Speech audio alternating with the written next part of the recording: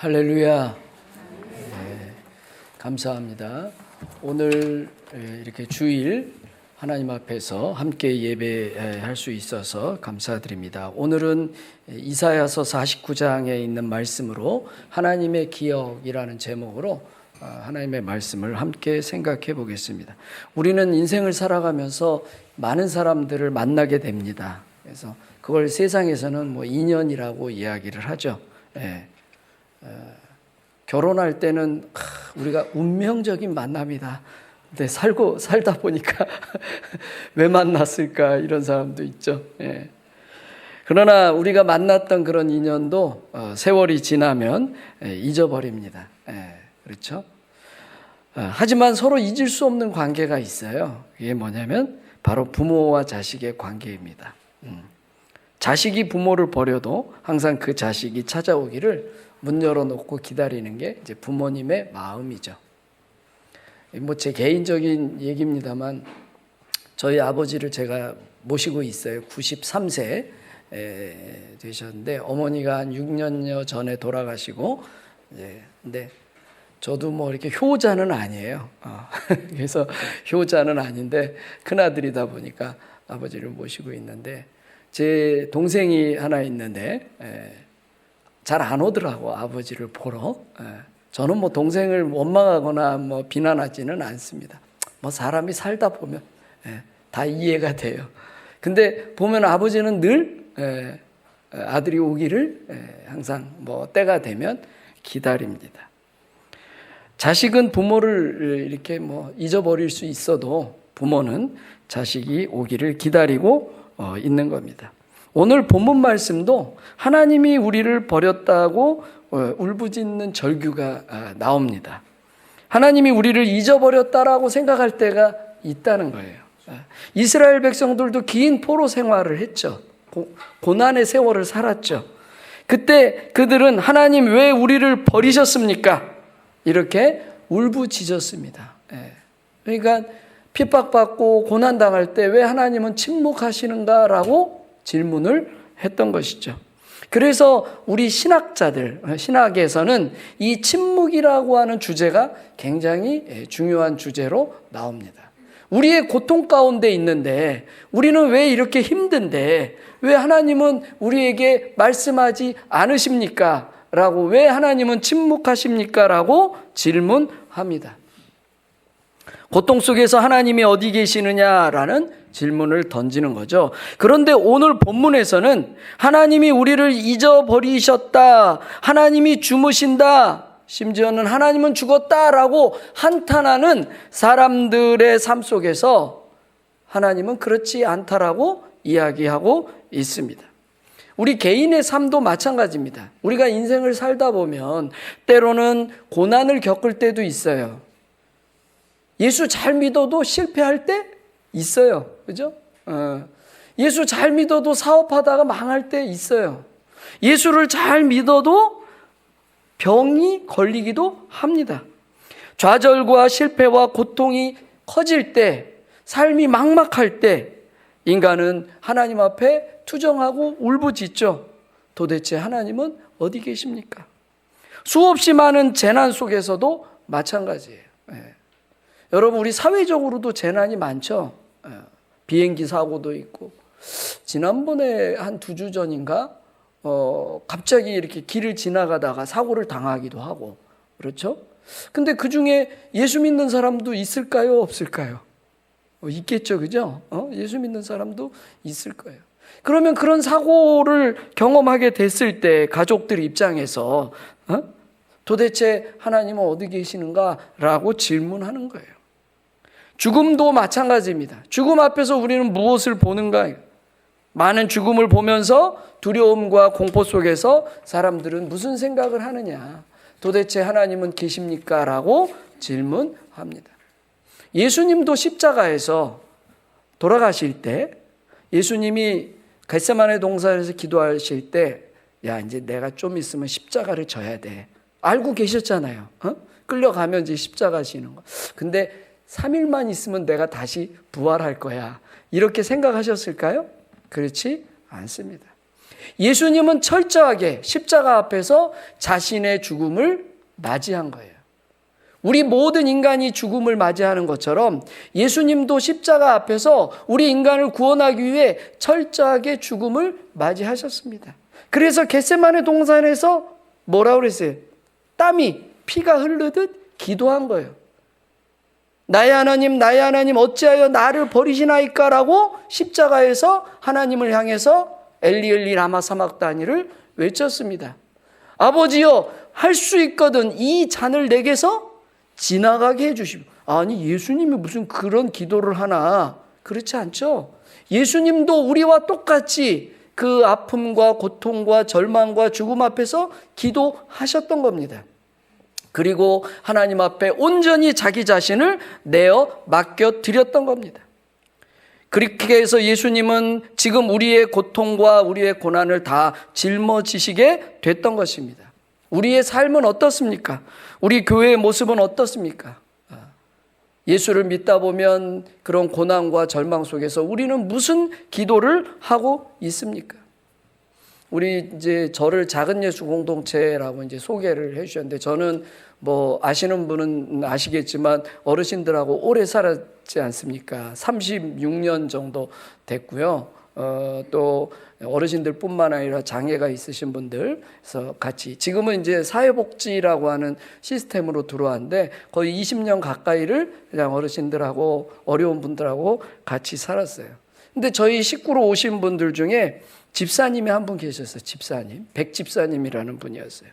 근데 이분이 마지막에 이제 90세가 넘고 암이 이제 온 거예요. 암이, 말기암 오셨습니다. 마지막 순간까지 이제 몸이 아프고 힘들죠. 더 이상의 병원 치료도 이제 의미가 없는 거죠. 고통스럽죠. 그 고통스러운 시간을 보내면서 그 집사님이 저한테 목사니까 하는 말씀이, 왜 하나님은 나에게 이렇게 고통을 주십니까? 라는 질문을 하셨습니다. 하나님은 도대체 계십니까? 하나님은 내 고통 가운데 왜 아무런 말씀이 없습니까? 하나님은 도대체 나에게 왜 이런 고통을 주십니까? 라고 우리 인간들은 호소하고 있습니다. 어느 유명한 목사님이 그 목회를 아주 뭐 성공적으로, 여기서 성공적이라는 거는 큰 교회를 했다고 하는 게 아니에요. 저는 목회의 성공이 큰 교회 했다고 성공이라고 생각하지 않거든요. 정말 최선을 다해서 진실하게 목회를 성공적으로 하신 유명한 목사님이 있어요. 근데 이 목사님이 은퇴하시고 암이 찾아온 거예요. 그때 이 목사님이 무슨 질문을 했냐면 영어로 Why me?라는 질문을 했어요. 왜 납니까? 내가 평생을 주님 앞에 헌신했는데, 내가 주님을 위해서 열심히 살았는데 하필 왜 나입니까? 왜 나에게 이런 질병을 주셨습니까? 라고 Why me? 라고 질문을 했어요. 그게 막 그 제목을 놓고 이제 씨름하면서 기도했을 거 아니에요. 야곱이 야복 강가에서 씨름하듯이. 그랬더니 하나님이 대답을 하시더래. 그 뭐라고 대답하시냐면 Why not? 왜 너는 안 되는데? 이렇게 대답을 하시더래요. 목사님이 그때 그거를 깨달은 거죠. 아, 우리가 예수를 믿어도 아무리 주님 앞에 헌신하고 봉사하고 목사가 되고 장로가 되고 권사가 되고 집사가 되고 선교사가 되어도 어느 날 불현듯 나에게 질병이 찾아올 수도 있고 절망스러운 순간이 올 수도 있고 실패의 순간이 올 수도 있겠구나라는 것을 깨달았습니다. 왜 너는 안 되는데? 라는 하나님의 반문을 깨닫게 된 거예요. 그 이제 거기까지가 그 목사님 얘기예요. 제가 거기다가 하나를 더 붙였어. 그 다음에 하나님의 대답이 있습니다. 뭐냐? 영어로 because for you예요. 너를 위해서라는 거예요. 너를 위해서. 너에게 질병이 온 것도, 네가 실패한 것도, 네가 낙심하거나 절망하는 것도, 네가 삶을 살면서 고통을 겪는 것도 결국은 너를 위해서라는 대답이 하나님의 세 번째 대답이에요. 근데 이 세 번째 대답은 주변 사람들이 해주는 대답이 아니에요. 목사님이 해주는 대답이 아니야. 누가 그 대답을 들어야 돼요? 본인이, 자기 자신이 그 기도와 그 절망 속에서의 절규와 예수님의 겟세마네 동산에서 그 기도처럼 그 가운데서 본인이 하나님의 음성을 들을 때 비로소 because for you, 너를 위해서 하나님이 나에게 주셨구나는 것을 깨닫게 됐을 때 자신의 아픔과 고통과 절망이 삶의 의미로 바뀌는 거예요. 제가 아까 죽음막 했다고 했잖아요. 죽음과 관련된 책을 수도 없이 읽었습니다. 유명한 사람들의 이야기, 신앙 간증, 기독교인들의 이야기 거기 다 읽어보니까 다 거기서 나오는 이야기가 뭐냐면 그것을 깨닫게 됐을 때 비로소 하나님께서 나에게 이걸 주셨구나라는 것을 알아차리게 된다는 겁니다. 근데 그거는 주변 사람이 하는 얘기가 아니에요. 우리 한국 사람들은 이게 다른 사람이 어려움을 겪을 때 이게 옆에서 이야기하는 게 참 익숙하지가 않아요. 어느 교회 권사님이 서울에 뭐 큰 교회 다니는 권사님인데 남편이 너무 사랑한 거예요. 나이 차이가 많은 남편하고 결혼했는데 남편이 유명한 변호사였어요. 너무 사랑해가지고 기네스북에 오를 정도로 사랑을 했대, 남편하고. 본인이 하는 얘기야, 권사님이. 60대 초반에 남편이 갑자기 돌아가신 거예요. 그러니까 마음에 절망이 왔을 거 아니에요, 그죠? 그래가지고 교회 가서 기도했겠죠. 하나님, 내가 이렇게 사랑하는 남편, 왜 이렇게 일찍 데려가십니까? 막 기도하고, 목사님 기도해 주세요. 그러니까 목사님이 뭐라 그랬냐면, 담임 목사님이, 권사님, 하나님이 사랑하셔서 데려가셨어요. 이렇게 얘기를 한 거예요. 그러니까 이 권사님이 화가 난 거야. 아니, 하나님이 그렇게 사랑하시면 왜 데려갑니까? 나를 왜 이렇게 고통스럽게 합니까? 라고 이제 이 권사님 반발심이 생긴 거예요. 그래서 저랑 같이 죽음학을 공부하는데 오셔가지고 강의를 듣고 공부를 하면서 조금씩 치유돼 가는 것을 경험하게 되었다는 거예요. 그 대답은, 너를 위해서 일어난 사건이라는 대답은 그저 남들이 해주는 대답이 아니라 내가 하나님 앞에서 씨름함으로 얻게 되는 대답이어야 돼. 그럴 때 비로소 그 대답이 나에게 의미가 되고 나에게 고백이 되고 나에게 신앙의 해석이 되는 것입니다. 그래서 우리가 연습이 잘 안 되는데, 누가 힘든 일 겪잖아요. 그럴 수 있잖아요. 주변에 있는 분들 암에도 걸리고 또 뭐 가족 중에 사고도 나고 이런 일이 일어난다며. 그러면 우리 목사님이나 성도들이 할 수 있는 말이 딱 있어요. 하나님 뜻입니다. 이렇게 처음부터 얘기하면 돼요, 안 돼요? 안 돼요. 그 하나님의 뜻은 본인이 깨닫게 된단 말이야, 언젠가는. 우리가 할 수 있는 얘기는 뭐냐면, 너무 마음 아픕니다. 나도 너무 안타깝습니다. 저도 집사님만큼 고통스럽습니다. 제가 할 수 있는 거는 기도밖에 없습니다. 집사님 위해서, 권사님 위해서 제가 기도하겠습니다. 하나님께서 은혜 주시기를 기도하겠습니다. 하나님이 위로하시기를 이 말밖에 없는 거예요. 그죠? 답을 우리가 주려고 하지 말라는 거예요. 사도 바울이 자기가 질병에 걸렸어요. 그렇죠? 바울은 어떤 사람입니까? 그 성경에 보면 기도하면 막 병자도 낫게 했던 분이잖아요. 자기가 기도했는데 거기 성경에 뭐냐면 3번 기도했다고 그래서, 뭘 위해서 3번 기도하냐면 내 병이 낫게 되기를. 그러니까 바울이 그 불치병이라고 그러잖아요. 치유되지 않는 질병이 있어요. 뭐 여러 가지 설이 있어요. 뭐 그 눈의 문제다, 또 그 요즘은 그 뇌전증이라고 하는 용어로 쓰잖아요. 이런 문제다, 뭐 얘기가 있는데, 자기가 치료되지 못하는 그 병이 있어요. 그래서 그 능력자 바울이 자기가 하나님 앞에서 3번 기도했다는 거예요. 하나님 제발 이거를 치료해 주십시오. 근데 하나님의 대답이 뭔 줄 알아요? 내 은혜가 내게 족하도다 그랬어요. 야, 하나님은 참 엉뚱하셔. 이거 고쳐달라고 했는데 하나님은 내 은혜가 내게 족하도다, 너의 약함이 나의 강함이니라고 말씀하신 것을 바울이 깨닫게 됐습니다. 그리고는 병 고쳐달라고 기도하지 않고 무슨 기도를 했어요? 내가 하나님의 사역을 어떻게 감당할까를 위해서 기도했던 것입니다. 그것이 하나님 앞에서 대답을 얻게 되는 바울의 과정이고 우리 모두의 과정인 것입니다. 내 은혜가 내게 족하도다.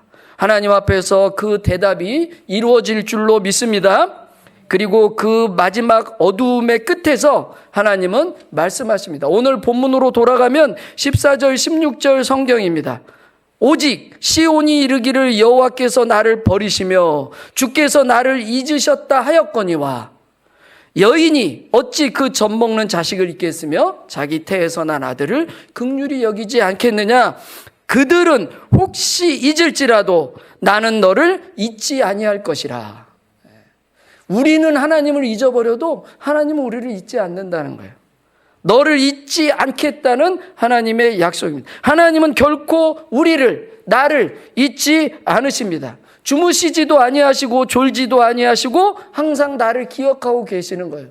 내가 고통스러우니까 하나님 왜 대답이 없습니까? 라고 울부짖는 그 순간, 마치 하나님의 침묵과 같은 그 순간에도 하나님은 나를 기억하고 계십니다. 부모가 자식을 그렇게 기억하듯, 어머니가 자식을 그렇게 바라보듯 하나님은 눈동자같이 나를 보고 계십니다. 내가 그것을 믿고 깨닫는 순간 고난과 절망과 어둠으로부터 벗어날 수 있는 실마리를 찾게 됩니다.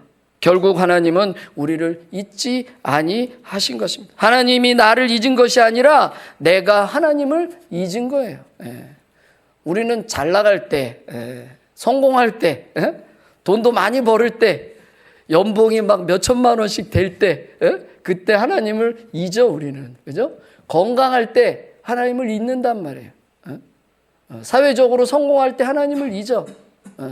근데 내가 아프고 힘들고 고통스러울 때 그때 비로소 하나님을 찾죠. 하나님은 나를 잊지 아니하셨다는 겁니다.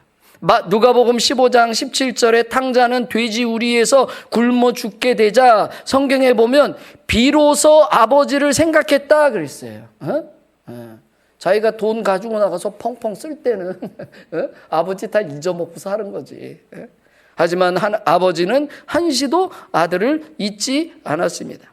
내 자신이 잘났다고 생각할 때 인간은 하나님을 잊습니다. 그러나 고난이 닥칠 때 우리는 오히려 하나님을 그때사 생각하게 됩니다. 하나님은 나를 한 번도 결코 잊지 아니하시고 오늘 말씀에 내 손바닥에 새겨 놓았다라고 말씀하고 있습니다. 그 하나님께서 여러분을 기억하고 계신 줄로 믿습니다.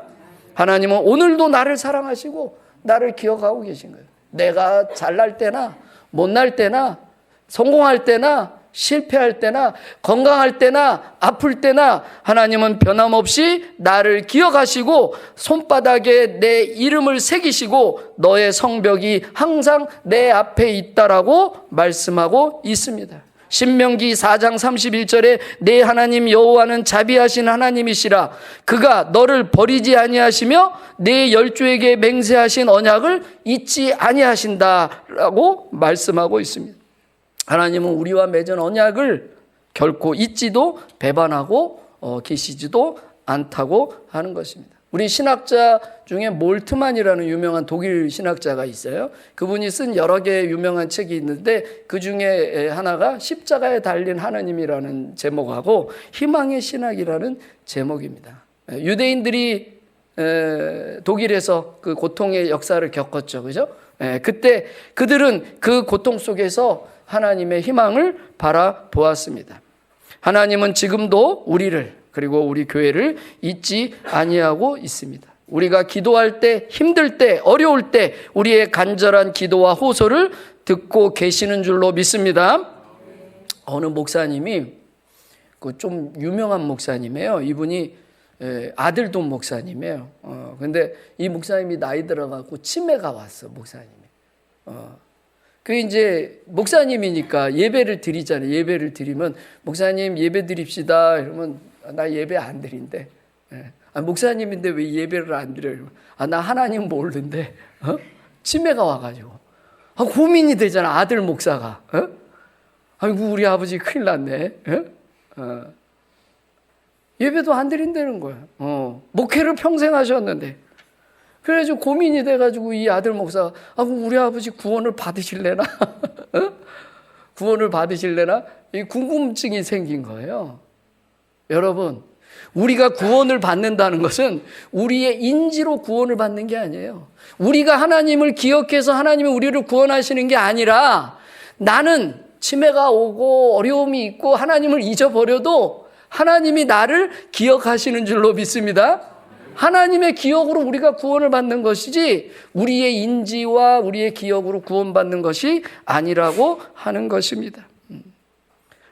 나는 하나님을 잊었어도 하나님은 나를 잊지 아니하신다. 나를 기억하고 계신다라고 하는 하나님의 말씀이 저와 여러분의 말씀이 되어야 될 줄로 믿습니다.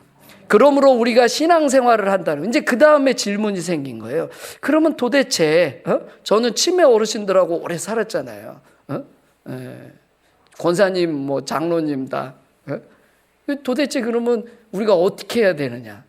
저도 나중에 치매가 걸릴 수 있어요, 없어요? 있죠, 그죠? 모르죠. 저도 뭐 건강관리 열심히 해도 우리도 그런 일이 있을 수 있단 말이에요. 누구도 예외일 수 없어요. 그러면 내가 어떻게 해야 되느냐, 이게 고민이잖아요, 그죠? 저도 목사인데 나중에 하나님 모른다고 그러면 또 안 되잖아요. 그래서 뭐가 중요하냐면 하나님 앞에서 우리의 몸에 밴 습관이 중요한 거예요. 여러분이 주일마다 예배 오죠? 수요일 날 오죠? 새벽 기도 하죠? 오늘 광고 보니까 뭐 줌으로도 하시고 열심히 하시던데, 하나님 앞에 그렇게 몸에 밴 습관처럼 나오는 것, 이게 중요한 거예요. 최근에 저희 집에 할머니 한 분이 오셨는데 평생 진짜 독실한 권사님이야. 90이 넘으셨어요. 최근에 오셔서 12월에 뭐 중얼중얼 막, 그리고 가족들을 얼마나 힘들게 하는지. 아들이 저하고 통화하면서 자기 지긋지긋하대. 너무 힘들다고. 난 다 이해해요.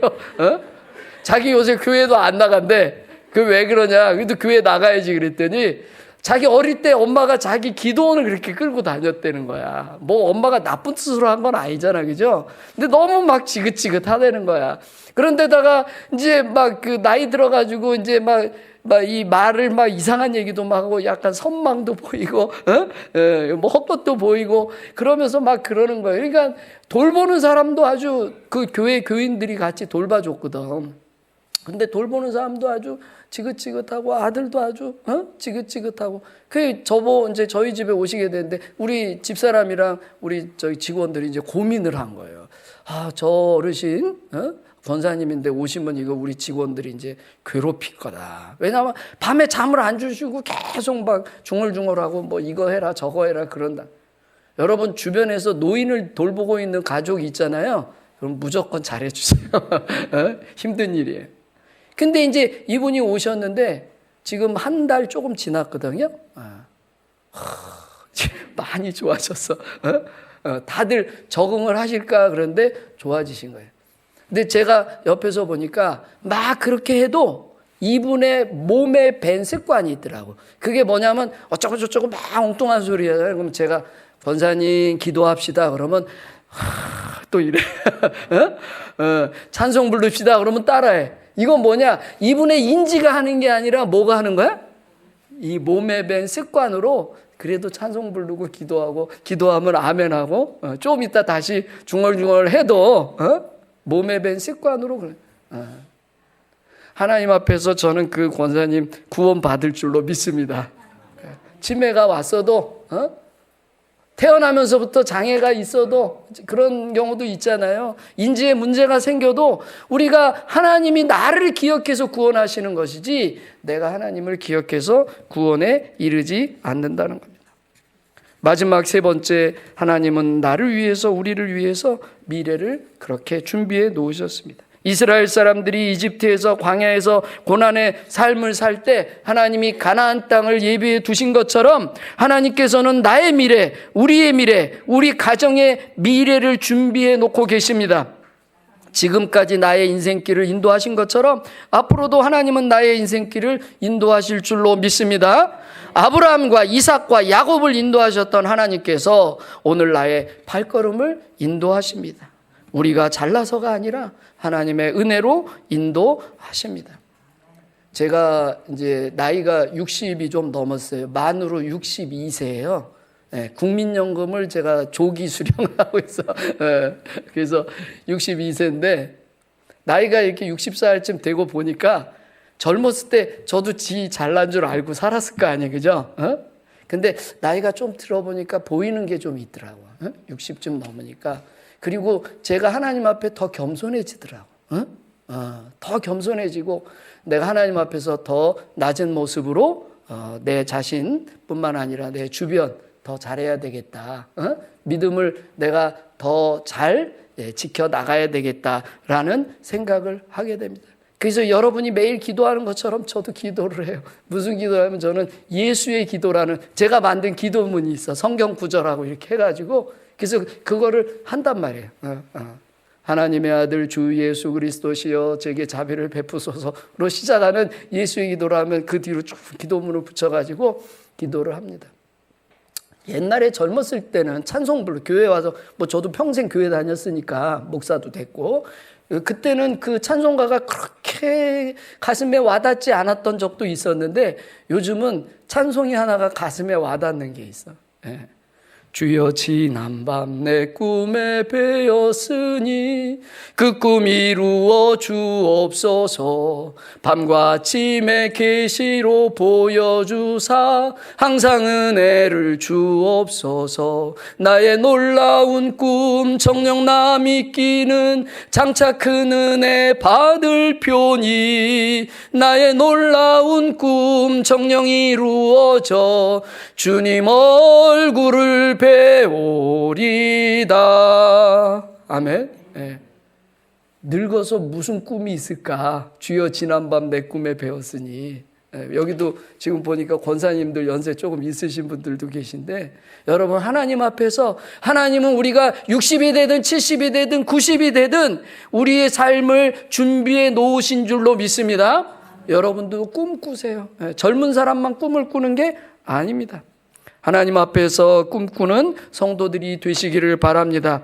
마지막 17절에 내 자녀들은 빨리 걸으며 너를 헐며 너를 황폐하게 하던 자들은 너를 떠나가리라. 하나님께서 우리의 앞길을 인도하신다는 말씀입니다. 하나님은 우리를 위해 예비해 두셨다는 말씀입니다. 그 말씀처럼 하나님께서 여러분들의 자녀를 축복하시고 하나님께서 여러분의 삶을 인도하시고 여러분의 가정에도 은혜 베풀어 주실 줄로 믿습니다. 우리 앞을 가로막고 있는 모든 것들 하나님께서 인도하시고 우리가 우리 주변에 있는 사람들과 또 우리 성도들과 함께 하나님의 뜻을 이루어가는 귀한 성도들이 되시기를 주님의 이름으로 축원합니다.